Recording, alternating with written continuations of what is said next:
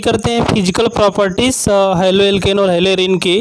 जो physical properties है इसमें फर्स्ट आते हैं जो एल्किल हैलाइड्स होते हैं जनरली कलरलेस होते हैं, जिनकी बहुत ही स्वीट स्मेल होती है और ये ऑयली लिक्विड होते हैं, है ना। ऑयली लिक्विड यानी एल्किल हैलाइड्स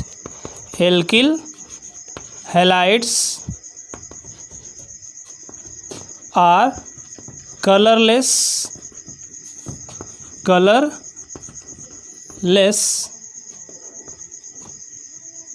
स्वीट स्मेल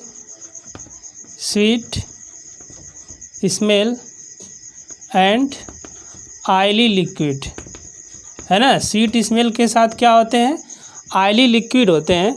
लेकिन कुछ ऐसे कंपाउंड्स हैं जैसे गैसियस नेचर में मिलते हैं, बट अगर देखा जाए तो CH3F, है ना, मेथिल फ्लोराइड, फिर मेथिल क्लोराइड, फिर लेते हैं CH3CH2F ethyl fluoride and CH3CH2 और Cl लेते हैं, but CH3F, CH3Cl, CH3CH2F and CH3CH2Cl found in gaseous nature, है ना। यानी ये गैसियस नेचर रखते हैं। कौन? मेथिल फ्लोराइड, एथिल फ्लोराइड और मेथिल क्लोराइड और एथिल क्लोराइड, ये गैसियस नेचर में पाए जाते हैं। दूसरी चीज़ जो प्योर अगर एल्किल हैलाइड की अगर बात करें तो कलरलेस होते हैं। Pure alkyl halides are colourless, है ना। प्योर जो एल्किल हैलाइड होते हैं कलरलेस होते हैं, लेकिन become colourful in sunlight, but become colourful in sunlight, यानी जैसे इन पर लाइट पड़ती है तो ये कैसे हो जाते हैं, कलरफुल हो जाते हैं, है ना। यानी alkyl halide generally colourless sweet smell oily liquid होते हैं, जिसमें कुछ हैं ऐसे कंपाउंड जो गैसेस स्टेट में मिलते हैं। लेकिन प्योर अगर एल्किल हैलाइड की बात करें तो प्योर एल्किल हैलाइड कैसे होते हैं, कलरलेस होते हैं, लेकिन जैसे ही ये सनलाइट के प्रेजेंस में आते हैं तो ये कलरफुल हो जाते हैं, है ना। But become colourful in sunlight में क्या आते हैं, कलरफुल हो जाते हैं। दूसरी चीज़ अगर हम बात करें इसमें जनरली जो कलरफुल होते हैं वो ब्रोमाइड होते हैं, है ना। कौन आते हैं कंपाउंड, ब्रोमाइड एंड आयोडाइड, है ना। जो ब्रोमाइड और आयोडाइड होते हैं ये क्या हो जाते हैं, कलरफुल हो जाते हैं।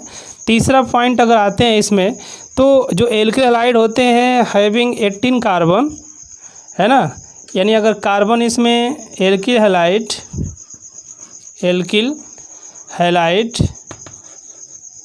हैविंग 18 कार्बन आर मोर,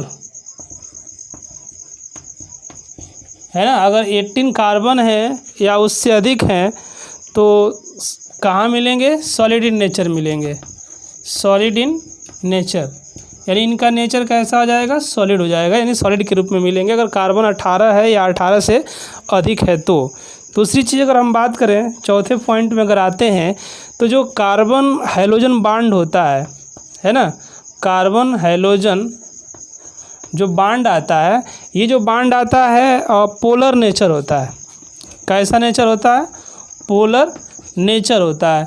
और पोलर नेचर क्यों होता है, क्योंकि ये इलेक्ट्रोनेगेटिव एटम है तो पार्शियली नेगेटिव ये क्या बनाएगा, पार्शियली पॉजिटिव का फॉर्मेशन करेगा, तो ये पोलर नेचर हो जाते हैं। और लेकिन इनसॉल्युबल इन H2O क्या होते हैं, but insoluble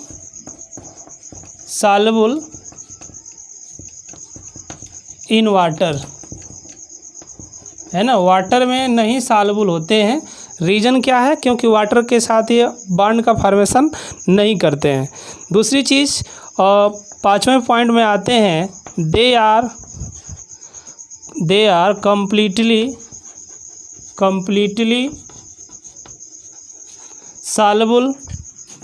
completely soluble in organic solvent, यानी जो ऑर्गेनिक सॉल्वेंट होता है उसमें पूरी तरीके से ये क्या होते हैं, सॉल्युबल होते हैं, यानी घुल जाते हैं जितने ये कंपाउंड्स पाए जाते हैं। अब थोड़ा आगे बढ़ते हैं। ये जो एल्किल हैलाइडों की जो पोलैरिटी आर्डर होता है ना, polarity order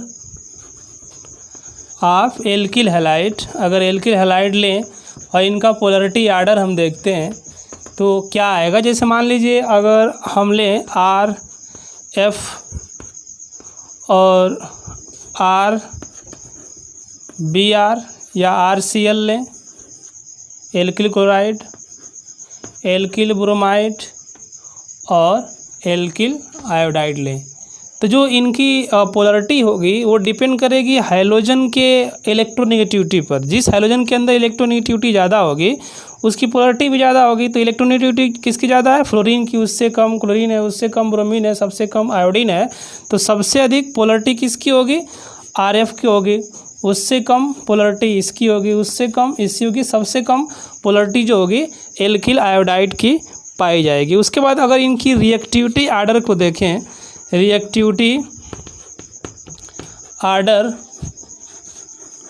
of alkyl halide है ना, एल्किल हैलाइड का अगर रिएक्टिविटी आर्डर देखते हैं तो कौन मोर रिएक्टिव होगा, क्योंकि जो बॉन्ड जल्दी ब्रेक होगा उसकी रिएक्टिविटी ज़्यादा होगी। तो इसमें से अब सवाल ये है कि जैसे हम ले लिए आर एफ ले लिए और आर सी एल ले लिए, आर बी आर ले लिए और आर आई ले लिए, है ना। तो इसमें इजीली बॉन्ड जिसका ब्रेक होगा वही मोर रिएक्टिव होगा। तो इजीली किसका ब्रेक होगा, एल्किल आयोडाइड का ब्रेक होगा, क्योंकि आई वीक बॉन्ड है, उससे strong bond R B R है, उससे strong bond R C L है, उससे स्ट्रांग आर एफ है। तो इजीली ब्रेक आर आई होगा, इसलिए मोर रिएक्टिविटी इसकी होगी, उससे लेस रिएक्टिव ही होगा, उससे लेस रिएक्टिव, और सबसे लेस रिएक्टिव कौन होगा, ये आएगा, है ना। तो रिएक्टिविटी आर्डर है एल्किल हैलाइड की, तो सबसे मोर रिएक्टिव ये कंपाउंड पाया जाएगा। उसके बाद अगर हम देखते हैं from same halide group, from same halide group, है ना, अगर एक ही टाइप के हैलाइड ग्रुप में अगर रिएक्टिविटी आर्डर देखें, from same halide group reactivity order अगर देखें तो जो टर्सरी होता है वो सबसे मोर रिएक्टिव होता है। टर्सरी एल्किल हैलाइड क्या होगा, more reactive than secondary alkyl halide, secondary alkyl halide and secondary alkyl halide more reactive than primary alkyl halide, alkyl halide, है ना। अगर सेम हैलाइड ग्रुप हैं तो जो टर्सरी होगा वो मोर रिएक्टिव होता है। उसके बाद अगर हम बात करते हैं बॉइलिंग पॉइंट की इनकी और मेल्टिंग पॉइंट की अगर बात किया जाए तो जो boiling point and melting point होता है ये प्रोपोर्शनल टू मॉलिक्यूलर मास होता है, मॉलिक्यूलर मास के। यानी इसका मतलब ये है कि अगर मॉलिक्यूलर मास ज़्यादा होगा तो बॉइलिंग पॉइंट भी क्या होगी, ज़्यादा पाई जाएगी। अगर same alkyl group order of boiling point अगर देखा जाए in same alkyl group boiling point order अगर देखा जाए, सेम एल्किल ग्रुप में बॉइलिंग पॉइंट अगर देखा जाए तो सबसे अधिक आर आई का होगा, उससे कम आर बी आर का होगा, उससे कम आर सी एल का होगा और सबसे कम आर एफ का होगा। क्योंकि साइज और मॉलिक्यूलर मास किसका ज़्यादा होगा, आर आई का होगा, है ना। जैसे मान लीजिए अगर एग्जांपल के थ्रू हम ले रहे हैं CH3I CH3Br CH3Cl and CH3F। तो CH3 तो सब में है, लेकिन अब इसमें आयोडीन हाइड्रोजन का मास जिसमें सबसे अधिक होगा उसका बॉइलिंग पॉइंट क्या होगा, सबसे अधिक आएगा, है ना, ये है। उसके बाद अगर बॉइलिंग पॉइंट हम आइसोमर में देखते हैं, है ना, यानी boiling point in isomer alkyl halide, है ना, आइसोमर एल्किल हैलाइड की अगर बॉइलिंग पॉइंट अगर देखा जाए, बात किया जाए तो कितना आएगा, उस चीज़ को देखते हैं। जैसे मान लीजिए हम ले लिए एक compound CH3 CH2 CH2 CH2, ये Br ले लिए, N ब्यूटिल ब्रोमाइड ले लिए। दूसरा हम ले लिए CH3 CH2 CH Br and CH3, दूसरा ये ले लिए। और एक तीसरा ले लेते हैं, और ये CH3 CH3 and CH3 and ये Br। सब में हाइड्रोजन सेम है, कार्बन सेम है और ब्रोमीन क्या है, सेम है। अगर इनकी बॉइलिंग पॉइंट अगर देखा जाए, बॉइलिंग पॉइंट, तो जो बॉइलिंग पॉइंट का जो आर्डर आएगा, अब सबसे अधिक किसकी बॉइलिंग पॉइंट आएगी, सबसे अधिक जिसकी चेन सबसे लंबी होगी बॉइलिंग पॉइंट उसी की होगी। क्योंकि जब ब्रांचिंग बढ़ती है ना, तो बॉइलिंग पॉइंट क्या होता है, डिक्रीज करने लगता है, क्योंकि सरफेस एरिया क्या होती है, डिक्रीज कर जाती है। तो 375 केल्विन इसका होगा, और सेकेंड का होगा 364 केल्विन, और जो थर्ड है इसका आएगा 346 केल्विन, ये बॉइलिंग पॉइंट आएगा, है ना। तो क्या देख रहे हैं कि बॉइलिंग पॉइंट क्या होता जा रहा है, ब्रांचिंग बढ़ने पर डिक्रीज करता जा रहा है। तो बॉइलिंग पॉइंट इन आइसोमर में देखते हैं तो ब्रांचिंग जैसे ही बढ़ती जाएगी वैसे इनकी बॉइलिंग पॉइंट क्या होती है, डिक्रीज करती जाती है। और नेक्स्ट यही अगर दूसरे हम डाई हेलो बेंजीन में अगर देखें बॉइलिंग पॉइंट इन, यानी boiling point in die hello benzene, die hello benzene, है ना, डाई हेलो बेंजीन में अगर बॉइलिंग पॉइंट देखते हैं, जैसे मान लीजिए हमने ये ले लिया Cl आर्थोक्लोरोबेंजीन, दूसरा मेटाक्लोरोबेंजीन, और तीसरा पैराक्लोरोबेंजीन, है ना, ये ले लिया।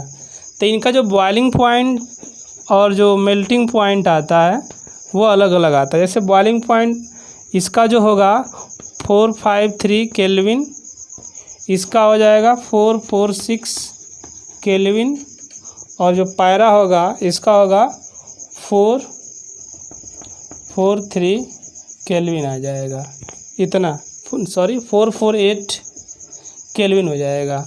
वहीं पर अगर मेल्टिंग पॉइंट की बात किया जाए तो 256 केल्विन, इसका होगा 249 केल्विन, और इसका होगा 323 केल्विन आएगा, है ना।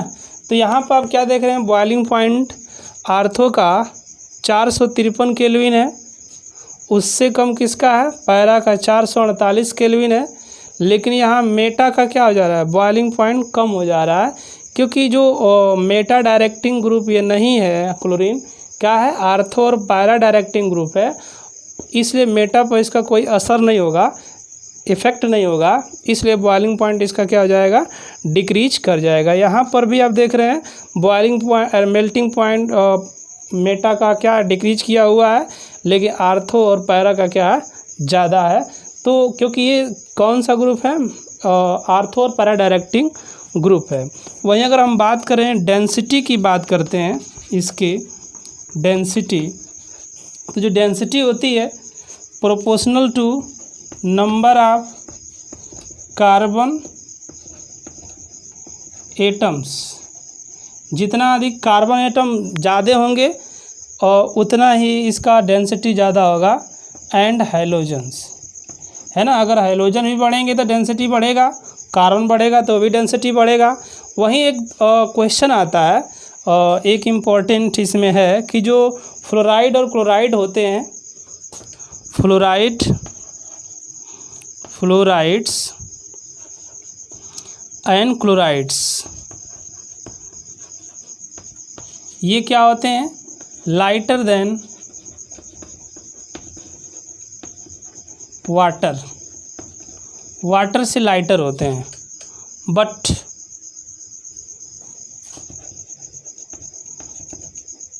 Bromide and iodide, bromide and iodide क्या होते हैं, heavier than water, heavier than water, यानी वाटर से भारी होते हैं। कौन, ब्रोमाइड और आयोडाइड, लेकिन फ्लोराइड और क्लोराइड वाटर से हल्के होते हैं। रीज़न क्या है कि जो ब्रोमाइड और आयोडाइड है इसकी डेंसिटी ज़्यादा है ना, ब्रोमीन और आयोडीन की क्या होती है, डेंसिटी ज़्यादा होती है, इसलिए ब्रोमाइड और आयोडाइड कंपाउंड जो होते हैं वाटर से क्या होते हैं, हैवियर होते हैं यानी भारी होते हैं, लेकिन फ्लोराइड और क्लोराइड कंपाउंड जो होते हैं वाटर से क्या होते हैं, हल्के होते हैं। दूसरी चीज़ ये है कि अगर एक सबसे इम्पॉर्टेंट चीज़ ये है कि जो CH2I2 है is a heavier liquid, heavier liquid after